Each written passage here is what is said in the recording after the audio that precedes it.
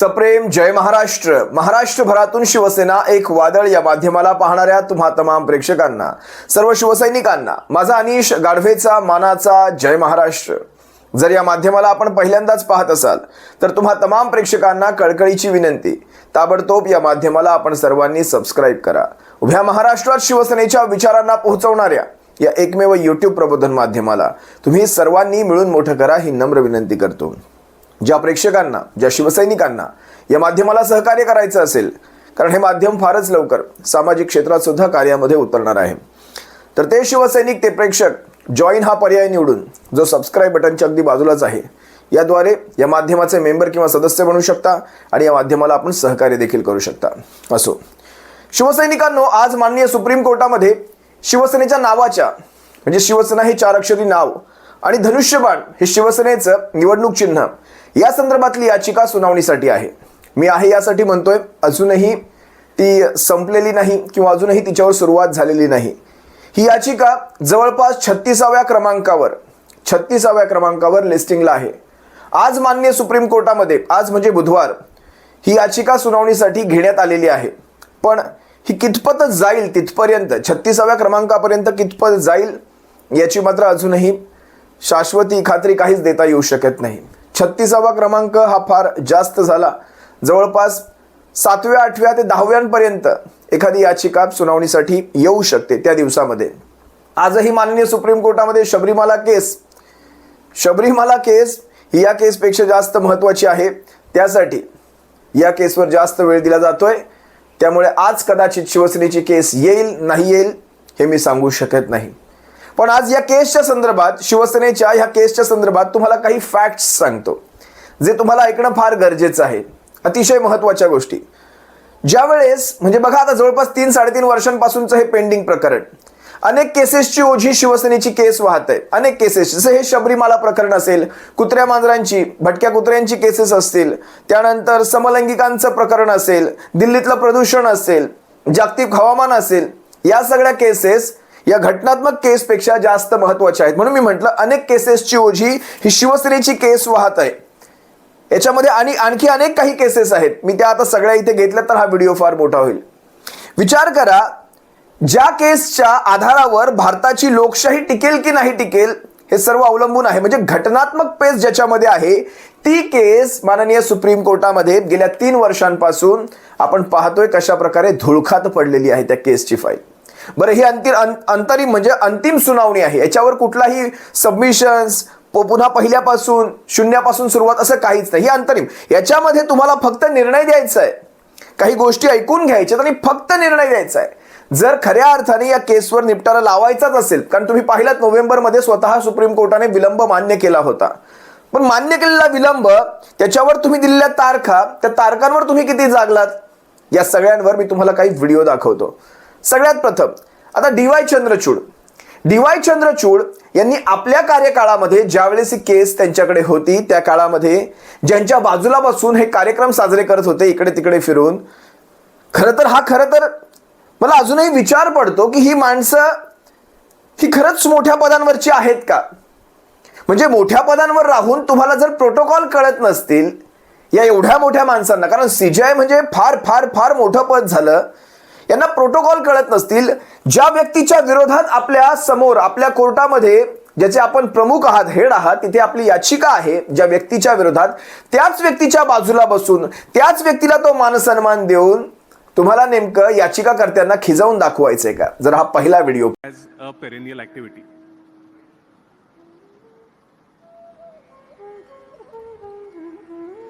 महाराष्ट्राचे मुख्यमंत्री माननीय श्री एकनाथजी शिंदे, महाराष्ट्राचे उपमुख्यमंत्री श्री देवेंद्र फडणवीसजी व श्री अजित पवारजी.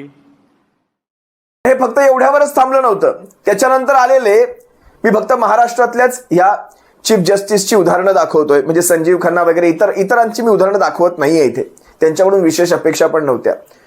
पण ज्यांना आपण भीमाचा पुत्र म्हटलं, ज्यांना आपण संविधानाची जाण आहे असं म्हटलं, ते जस्टिस B.R. गवई यांनी तर महाडच्या कार्यक्रमामध्ये भरत गोगावलेला भरत शेट असा उल्लेख करून त्या झाडी डोंगरची मजा घेतली, झोक मारले, सुप्रीम कोर्टाचे जज आपण त्या सुप्रीम कोर्टाच्या जजेसने जोक मारण्याची जागा तरी कमीत कमी पाळायला हवी होती. आपण कुठे जोक मारतोय? आपण मीडिया समोर आहोत, आपल्याला महाराष्ट्र पाहतोय, लाखो शिवसैनिकांची मनं तुटतायत. ज्या माणसाला आपण भरत शेठ म्हणताय, त्याच्या झाडी काय डोंगर हे सगळे डायलॉग तिथे काढताय, हे कितपत योग्य होतं? हा दुसरा व्हिडिओ पहा. चिंदेंच्या बंडावर सुप्रीम कोर्टाचे न्यायमूर्ती भूषण गवईंनी मिश्किल प्रतिक्रिया दिली आहे. गुवाहाटीच्या शिलेदारांमध्ये गोगावले पुढे असल्याचंही गवईंनी यावेळी म्हटलं. पुढे काय डोंगर काय झाडे म्हणत कार्यक्रमामध्ये एकच हशा पिकवला. महाडच्या दिवाणी न्यायालयाच्या इमारतीच्या भूमिपूजनाच्या कार्यक्रमात गवईंनी तुफान फटकेबाजी केली. भरत शेठ आणि अदितीताई यांच्या योगदानाबद्दल सर्वांनीच संजय भिसे साहेबांनी उल्लेख केला. ते मला एक एक फोन करायचे की कर्णिक साहेबांना बोलायला चालेल का? म्हटलं तुम्ही कोणाला बोला? नंतर म्हणजे अदितीताईंना बोलायला तर चालेल का? त्यांच्यामुळे जमीन मिळाली. म्हटलं बोलवा. तर म्हणे भरत शेठला बोलायला चालेल का? म्हटलं कोणालाही बोलवा तुम्ही. मग शेवटचा फोन आला की शिंदे साहेबांना. तर म्हटलं शिंदे साहेब तर पाहिजेतच. आणि ते गोगावले साहेबांचं बिलकुल तुफानी भाषण ऐकलं. मला एकनाथजी सांगत होते मगाशी की गुवाहाटीच्या शिलेदारांमध्ये सगळ्यात समोर ते होते म्हणे.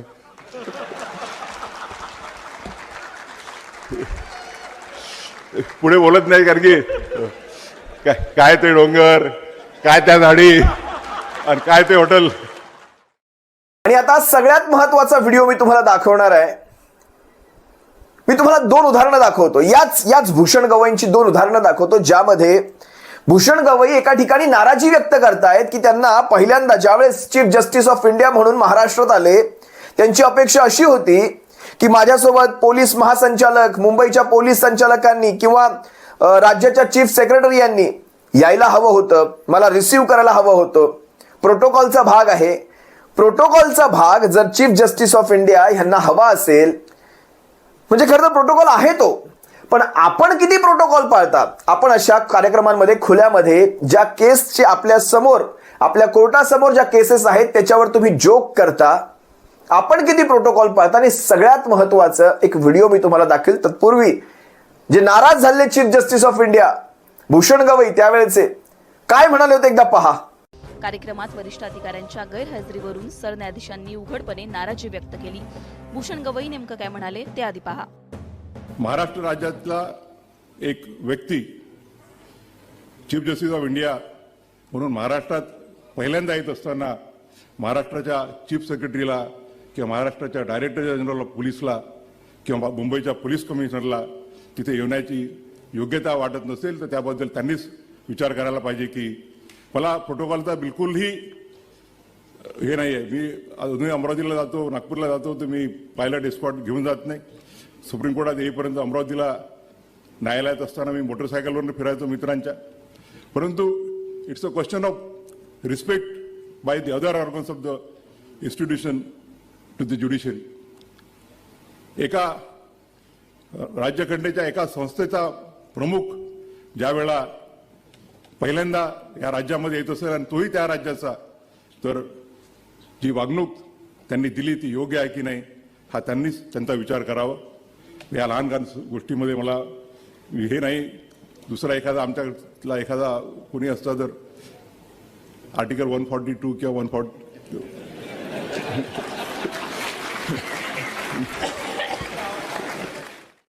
माजी सरन्यायाधीश काय म्हणतायत?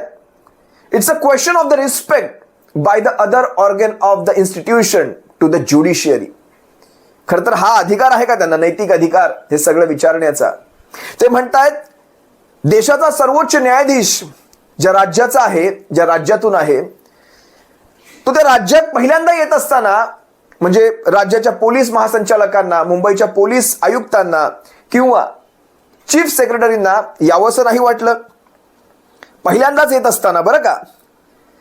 त्यानंतर ते म्हणतायत आमच्यातला दुसरा कोणी असता तर आर्टिकल 142 वगैरे म्हणताना मागून टाळ्यांचा कडकडाट झाला, तो हशा पिकला वगैरे वगैरे. म्हणजे त्यांनी म्हणजे एक अलिखित तंबी दिली या तिघांनाही, ज्यांची नावं मी इथे घेतली. मला एक सांगा, जर तुम्ही अशा प्रकारे एक आदर अपेक्षित करता तर त्या पदाला, म्हणजे त्या पदाचा आदर ठेवा म्हणताय तुम्ही, त्या पदाला साजेसं असं कार्य तुमच्याकडनं झालं का? बरं, साजेसं कार्य तर झालं नाहीच नाही. आपल्या आईंनी सुद्धा आपल्याकडनं बऱ्याच अपेक्षा ठेवल्या होत्या. त्या आईंचा सुद्धा व्हिडिओ आहे माझ्याकडे की हा भीमाचा पुत्र, हा माझा पुत्र शिवसेनेला न्याय देईल. मी तेही व्हिडिओ दाखवेल, आज नाही दाखवत पण तेही व्हिडिओ दाखवेल. सगळे व्हिडिओ ठेवलेले आहेत. मी कुठलेही व्हिडिओ काढत नाही. पण आज ज्या वेळेस हे माजी सरन्यायाधीश तिथे बागेश्वर धाम, काय नाव त्या महाराजाचं?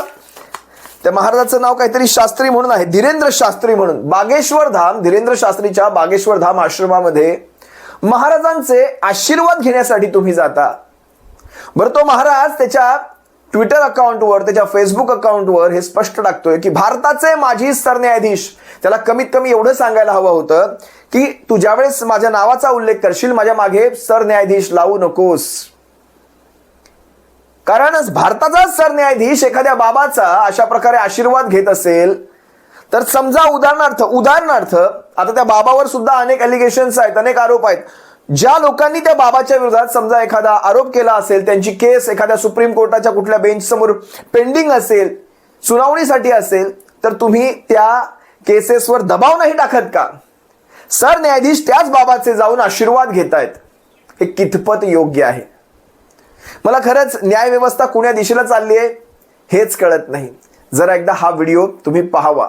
मध्य प्रदेशातील वादग्रस्त बागेश्वर धाम सरकार असा नावाने प्रसिद्ध असणाऱ्या बाबाकडे भारताचे माजी सरन्यायाधीश BR गवई यांनी सहकुटुंब भेट दिली आणि या बागेश्वर बालाजीचं दर्शन घेतलं. त्यांच्यासोबत गवई यांच्या पत्नी तेजस्विनी गवई आणि मुलगा ज्योतिरादित्य गवई उपस्थित होते. यावेळी गवई कुटुंबानं विधीपूर्वक पूजन करत देशाच्या प्रगतीसाठी प्रार्थना केली. दर्शनानंतर त्यांनी धीरेंद्र कृष्ण शास्त्रींची भेट घेऊन आशीर्वाद घेतला. या भेटीत धार्मिक आणि सामाजिक विषयांवर चर्चा झाली.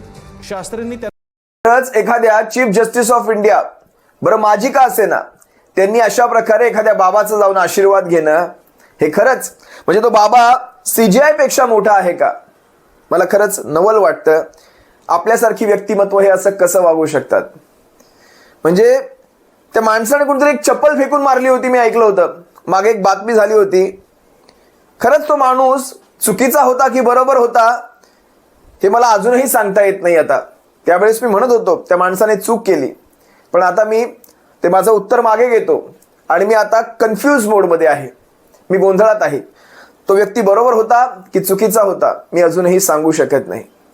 भारताची न्याय व्यवस्था अशी रसातळाला जाताना ज्या वेळेस भविष्यामध्ये प्रश्न विचारला जाईल कुठले कुठले सरन्यायाधीश या सगळ्यांमध्ये सहभागी होते, तर त्यावेळेस मात्र वाईट वाटतं. तुमचं नाव त्याच्यामध्ये कदाचित असूही शकतं, माहित नाही. तुम्हाला आणखी एक उदाहरण दाखवू.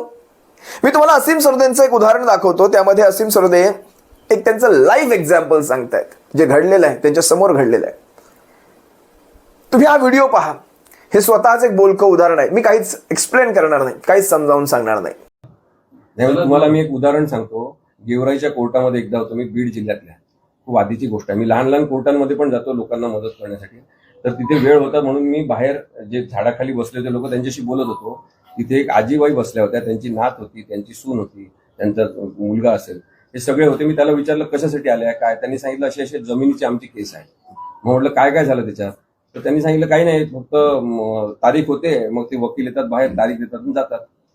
म्हटलं काय तुमच्या केसचं नाव काय, नंबर काय? तर म्हणे दर तारखेला आम्ही त्या वकिलांना 500 रुपये देतो आणि मग तारीख होते. मी जेव्हा माहिती घेतली तेव्हा मला कळलं की त्या कोर्टामध्ये त्या माणसांची कोणतीच केस नाही, पण साधारणतः 2 वर्षापासून 500 रुपये घेण्यात येतो. हा आहे मिसकंडक्ट. याचे मिसकंडक्टचे मी अनेक उदाहरणं तुम्हाला दिली. म्हणतात ना, सर्वसामान्यांनी कोर्टाची पायरी कधी चढू नये, ते अगदी योग्य आहे. कोर्टाची पायरी सर्वसामान्यांसाठी नाहीच. इथे आयुष्य जातं, घरदारं विकावी लागतात, पण न्याय काही मिळत नाही. न्यायदेवच्या डोळ्यावरची पट्टी काढून, हातातली तलवार काढून संविधान देऊन त्या गोष्टी घडत नाहीत. न्याय हा देताना सुद्धा दिसला गेला पाहिजे. ते घडतंय का? आजच्या काळात घडतंय का? हे उदाहरण किती सुंदर उदाहरण आहे. त्या महिलेला दरवेळेस 500 रुपये वकिलांना द्यावे लागतात, पण न्याय काही तिला मिळत नाही, कारण तिची कोर्टात केसच नसते. भारताची न्याय व्यवस्था कुण्या दिशेला चालली आहे हे सगळं सांगण्यासाठी आता मला आणखी काही उदाहरणांची गरज नाही. वेळ पडली तर ती सुद्धा देईल मी तुम्हाला. पण बघा कोर्टाची काय अवस्था आहे. म्हणजे निकाल दिला तर सरकार पडतंय, निकाल दिला तर सरकार पडतंय, आणि निकाल नाही दिला तर लोकांच्या नजरेत न्यायव्यवस्था पडतीये. न्यायव्यवस्था. आता सरकार पडणं हे जास्त महत्वाचं कमी महत्वाचं, की लाखो करोडो भारतीयांच्या मनामधून त्यांच्या नजरेतून न्यायव्यवस्थेचं महत्व पडणं हे जास्त महत्वाचं आहे. आता याचा फैसला सुद्धा न्यायव्यवस्थेलाच करायचा आहे. तुर्तास तुम्हा सर्वांची रजा घेतो. 36व्या क्रमांकावर असलेली आपली याचिका खरंच आज सुनावणीला येईल की नाही येईल मला खरंच माहित नाही. आपल्या वकिलांनी आतोनात प्रयत्न केलेले आहेत त्याला मेन्शनिंग करून त्याला अतिमहत्वाची दाखवण्याचा. त्याचा काय परिणाम होतोय का पाहूयात. तुर्तास तुम्हा सर्वांची रजा घेतो. सप्रेम. जय महाराष्ट्र.